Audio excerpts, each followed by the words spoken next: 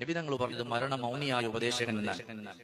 നമ്മൾ ഒരാളുടെ മയ്യത്ത് കാണാൻ പോയാൽ നമുക്ക് ചിന്തിക്കാൻ പറ്റും, ചെറുപ്പക്കാര നമ്മുടെ കൂട്ടുകാർ എത്ര ആളുകൾ മരണപ്പെട്ടിട്ടുണ്ട്, അവന്റെ മയ്യത്തിന്റെ ചാര നിൽക്കുമ്പോൾ നമുക്ക് ഓർക്കാം, പടച്ചോനെ അവൻ എന്റെ കൂടെ നടന്നവനാ, കുറെ നിസ്കാരം മുടക്കിയിട്ടുണ്ട്, പെങ്ങളെ എനിക്ക് അവളെ പറ്റി അറിയാം, അവൾ ഇന്നതുപോലൊക്കെയായിരുന്നു, പടച്ചോനെ എനിക്ക് അവളെ പറ്റി അറിയാം, അതുകൊണ്ട് അവർക്ക് ഇന്ന് നിസ്കരിക്കാൻ പറ്റൂലല്ലോ, അവക്കിന്ന് നിസ്കരിക്കാൻ പറ്റൂലല്ലോ.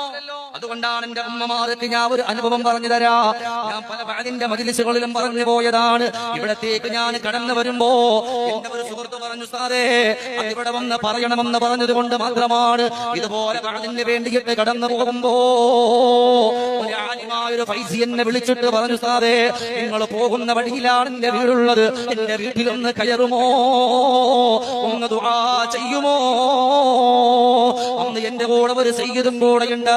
ഞങ്ങൾ ആ വീട്ടിലേക്കൊന്ന് കടന്നു ചെല്ലുമ്പോ 12 വയസ്സ് പ്രായമുള്ള അല്ലാഹുവിന്റെ ഖുർആൻ 12 ജുസ് മനപാഠമാക്കിയ ഒരു പ്രിയപ്പെട്ട മകനുണ്ട്. 6 വയസ്സുള്ള ഒരു മകനുണ്ട്. 6 മാസം പ്രായമുള്ള ഒരു മകളുമുണ്ട്. കണ്ടപാട പൊന്നുമകളെ ഉമ്മയുടെ കയ്യിലേക്കൊന്ന് കൊടുത്തിട്ട് എന്നെ കെട്ടിപ്പിടിച്ചിട്ട് പറയുന്നു, ഉസ്താദേ അന്ന് ഒരു ദിവസം വന്നപ്പോ എന്റെ പ്രിയപ്പെട്ടവള് നല്ലതുപോലെ ഭക്ഷണം നിങ്ങൾക്ക് പാചകം ചെയ്തു തന്നവളാണ്. വിളിച്ചവനെ മദ്രസയിലെ മക്കൾക്ക് ഞാൻ ക്ലാസ് എടുത്തുകൊണ്ടിരിക്കുമ്പോ എന്റെ പ്രിയപ്പെട്ട ഉപ്പ എന്നെ വിളിക്കുകയാണ്, കുഞ്ഞുമോനെ പെട്ടെന്ന് വരാമോ? അങ്ങനെ ഞാൻ അവിടെ നിന്ന് എന്റെ ഉപ്പാന്റെ വിളിയോർത്തുകൊണ്ട് വീട്ടിലേക്കൊന്ന് ചെല്ലുമ്പോ ജീവിതത്തിന്റെ പാതിയായ ജീവിച്ചു പോലും കൊതിരീരാത്ത എന്റെ പ്രിയപ്പെട്ട ഭാര്യ അവിടെ നിന്ന് വെള്ളം പുതപ്പിച്ചു കൊടുക്കുകയാണ്. അത് പടച്ചവന്റെ കഥ. പക്ഷേ എന്റെ സങ്കടമാണ്, എന്റെ 6 മാസമുള്ള പൊന്നുമോള് വാവിട്ടുകൊണ്ട് നിലവിളിക്കുകയാണ്. ഉമ്മയുടെ അമ്മിഞ്ഞപ്പാല് കുടിക്കാൻ കഴിയാതെ വിഷമത്തിന്റെ വഴികളിലൂടെ കടക്കുമ്പോ അവരുടെ കണ്ണു നിറയുമ്പോ ആരുടെ കയ്യിൽ കൊടുത്തിട്ടാണ് ഞാൻ സമാധാനം പറയാ? 6 വയസ്സുള്ള മകൻ അവിടെ നിന്ന് വന്ന് ഉമ്മയെ പറ്റിയിട്ട് ചോദിക്കാൻ ഞാനെന്ത് പറയാനാ? ഏതായാലും നമുക്ക് എന്റെ പ്രിയപ്പെട്ടവൾ കിടക്കുന്ന പള്ളിപ്പറമ്പിലേക്കൊന്ന് കടന്നു പോയി ഒന്ന് ദുആ ചെയ്യാ എന്ന് പറയുന്ന സമയത്ത് ഞങ്ങളും ആ മക്കളും അദ്ദേഹവും കടന്നു പോവുകയാണ്. അല്ലാഹുവേ, പള്ളിപ്പറമ്പിലേക്ക് നമ്മൾ നടക്കുമ്പോ ഈ 12 വയസ്സുള്ള ഖുർആൻ പഠിച്ച പൊന്നുമോ ഉമ്മാന്റെ കബറിന്റെ ചാരത്തേക്ക് ഓടുകയാണ്. അതേപോലെ 6 വയസ്സുള്ള മകനും പ്രിയപ്പെട്ട ഇക്കാന്റെ പിന്നാലെ ഓടുകയാ. ഈ 6 വയസ്സുള്ള പൊന്നുമോ വല്ലാഹി കേവലം ഒരു കെട്ടുകഥയല്ല, എന്റെ കൂടെ ഒരു സയ്യിദും കൂടെ ഉണ്ടായിരുന്നതാണ്.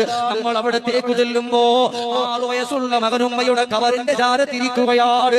ഇവിടെ ഇരിക്കുന്ന എന്റെ ഉമ്മ 6 വയസ്സുള്ള മക്കളുള്ളവരില്ലേ, 12 വയസ്സുള്ള മക്കളുള്ളവരില്ലേ, എന്റെ പെങ്ങളെ ആ മക്കൾക്ക് വാപ്പയക്കാൻ ഈ ഒരു സമയത്ത് സ്വാതന്ത്ര്യം കൊടുക്കുന്നത് ഇവിടെ ഇരിക്കുന്ന എന്റെ ഉമ്മയല്ലേ? എന്നാൽ അവിടെ ഈ മക്കളുടെ ഉമ്മ ഖബറിലാണ്. ഈ ആലിമായ മനുഷ്യന്റെ കണ്ണുകൾ നിറഞ്ഞു ഒഴുകുകയാണ്. നമ്മൾ അവിടെ വെച്ചുകൊണ്ട് ദുആ ചെയ്തു. ദുആ ചെയ്തിട്ട് പിരിയാൻ നേരത്ത് ഈ 12 വയസ്സുള്ള മകൻ എന്റെ കൈ പിടിച്ചിട്ട് പറയാ, ഇനി ഞാൻ പഠിക്കാൻ പോകൂല. എന്റെ ഉമ്മയുടെ ഏറ്റവും വലിയ ആഗ്രഹമായിരുന്നു ഈ പൊന്നുമകനെന്ന് ഖുർആൻ പഠിച്ച് മനപാഠമാക്കണമെന്ന്. ഇനി ആർക്ക് വേണ്ടി പഠിക്കാനാ? എന്റെ ഉമ്മ പച്ചമണ്ണാകുന്ന കവറിന്റെ ഉള്ളില് അനിച്ചു കിടക്കുമ്പോ ഞാൻ എങ്ങനെ പഠിക്കാനാണ്? ഞാൻ ഈ ഖുർആൻ മുഴുവനും പഠിച്ച് മനപാഠമാക്കിയിട്ട് എന്റെ വീട്ടിലേക്ക് ഞാനൊന്ന് വന്നാ എന്നെ സ്വീകരിക്കാൻ എന്റെ ഉമ്മയില്ല.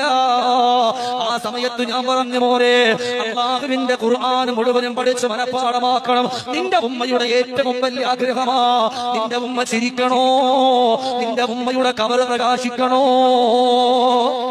അല്ലാഹുവിന്റെ ഖുർആൻ മുഴുവനും പഠിച്ച് മനപാഠമാക്കണമെന്ന് പറയുമ്പോ ആ പൊന്നുമകൻ എന്നോട് സയ്യിദിനോടും പറഞ്ഞു, ഇൻഷാ അല്ലാഹ് ഉസ്താദേ പഠിക്കാം. ഞാൻ സനദ് മേടിച്ച എന്റെ ഉമ്മയുടെ ഖബറിന്റെ ചാരത്ത് ഞാൻ പോകുമ്പോ നിങ്ങൾ എന്റെ കൂടെ വരാമോ? ഞാൻ പറഞ്ഞു, ഇൻഷാ അല്ലാഹ് മോനെ നീ സനദ് മേടിച്ചു കഴിഞ്ഞാൽ എന്നെ അറിയിപ്പിക്കണം. അത് വഴിക്ക് വരുമ്പോ നിന്റെ ഉമ്മയുടെ ഖബറിന്റെ ചാരത്ത് നമ്മൾ പോകും. അങ്ങനെ അതാ ഒരു കൊല്ലം കൂടെ കഴിഞ്ഞു പോവുകയാണ്. ഈ ഫൈസി എന്നെ വിളിച്ചിട്ട് മോന്റെ കയ്യിൽ കൊടുത്തു സാറേ, ഞാൻ ഖുർആൻ മുഴുവനും പഠിച്ച് മനഃപ്പാഠമാക്കിയിട്ടുണ്ട്, നിങ്ങൾ വരുമോ? അങ്ങനെ ഞാനും അന്ന് വന്ന അതേ സയ്യിദുമായി ഞങ്ങൾ കടന്നു പോകുമ്പോ ഞാൻ ഈ പറയുന്ന ഈ ഒരു കഥ എന്റെ പുന്നാര ഉമ്മമാർക്ക് വേണ്ടിയിട്ടാണ്. ഇന്ന് മരിക്കൂല, ഇപ്പോഴൊന്നും പോകൂല, എന്റേത് കൊച്ചുമക്കളാണ്. എന്റെ മക്കൾക്ക് 10 വയസ്സേ പ്രായമായിട്ടുള്ളൂ, 11 വയസ്സേ പ്രായമായിട്ടുള്ളൂ, ഇപ്പോഴൊന്നും ഞാൻ പോകൂല എന്ന് പറഞ്ഞിരിക്കണ്ട ഉമ്മ. ഈ പൊന്നുമകൻ അവിടെ നിന്ന് ഞങ്ങൾ ചെല്ലുമ്പോ ഉമ്മ ഖുർആനെടുത്ത് കയ്യിൽ പിടിക്കുകയാണ്. ഞാൻ ചോദിച്ചു, മോനെ ഖുർആൻ എന്തിനാണ്? എന്റെ ഉമ്മ എനിക്ക് ആദ്യമായിട്ട് മേടിച്ചു തന്ന ഖുർആനാണിത്, ഈ ഖുർആനുമായിട്ടല്ലേ പോകേണ്ടത് ഉസ്താദേ എന്ന് പറഞ്ഞിട്ട് ആ പൊന്നുമകനിക്ക് സന്നദ്ധാനത്തിൽ കിട്ടിയ ആ സർട്ടിഫിക്കറ്റ് കയ്യിലെടുത്തു. അതുപോലെ നല്ല വസ്ത്രമെടുത്തു. അവിടെ എന്തൊക്കെ കിട്ടിയോ അത് മുഴുവനും എടുത്തുകൊണ്ട് നടക്കുമ്പോ നമ്മുടെ എല്ലാവരുടെയും കണ്ണു നിറഞ്ഞു പോയി. അവന്റെ മുമ്പിൽ വെച്ചിട്ട് കണ്ണു നിറയിക്കാൻ പറ്റുമോ? അവനെ സമാധാനപ്പെടുത്തിയിട്ട് ഉമ്മയുടെ കബറിന്റെ ചാര കൊണ്ടുപോകുമ്പോ അവിടെ ചെന്നിട്ട് പറഞ്ഞു, സാറേ എന്റെ ഉമ്മയുടെ കബറിന്റെ ചാര വെച്ചിട്ട് ഒരല്പം ഞാനൊന്ന് പാരായണം ചെയ്യട്ടെ. നിങ്ങൾ പറഞ്ഞു ഓതുമോനെ. അവിടെ വെച്ചിട്ട് വല്ലുഹാ വല്ലൈലി ഇദാ സജാ എന്നുള്ള പരിശുദ്ധമാക്കപ്പെട്ട ഖുർആനിന്റെ ആയത്തുകൾ തുടങ്ങിയിട്ട് ഖുൽ അഊദു ബിറബ്ബിന്നാസ് എന്ന തിരായം അവസാനിക്കുന്നത് വരെ ഓതുമ്പോൾ ആ കുഞ്ഞുമോന്റെ കണ്ണു നിറഞ്ഞു, കൽബ് പിടഞ്ഞു. അവൻ അവിടെ നിന്നുകൊണ്ട് പറയുകയാണ്, സാറേ എന്റെ ഉമ്മ ഇത് കേൾക്കൂലേ? ഉമ്മ ഇത് കേൾക്കൂലേ? ഞാൻ പറഞ്ഞു, മോനെ നിന്റെ ഉമ്മയെ പോലെ ഭാഗ്യമുള്ളവളാണ്. ഇന്നത്തെ ദിവസം നിന്റെ ഉമ്മയെ പോലെ ഈ ഖബർസ്ഥാനിൽ കിടക്കുന്നവരില് ഭാഗ്യമുള്ളവരാരാ മോനെ? മകൻ ഇവിടെ നിന്ന് ഖുർആൻ മുഴുവനും പഠിച്ച് മനഃപ്പാഠമാക്കിയിട്ട് ഉമ്മയുടെ ഖബറിന്റെ ചാര വന്നിട്ട് കരയുമ്പോ മോനെ ഉമ്മാന്റെ പാപങ്ങൾ പൊറുക്കണമെന്ന് പറയുമ്പോ ഞാൻ അവിടെ നിന്ന് പറഞ്ഞു, മോനെ ഇന്ന് ഉസ്താദ് ദുആ ചെയ്യുന്നതിനേക്കാൾ മോൻ ദുആ ചെയ്യോ.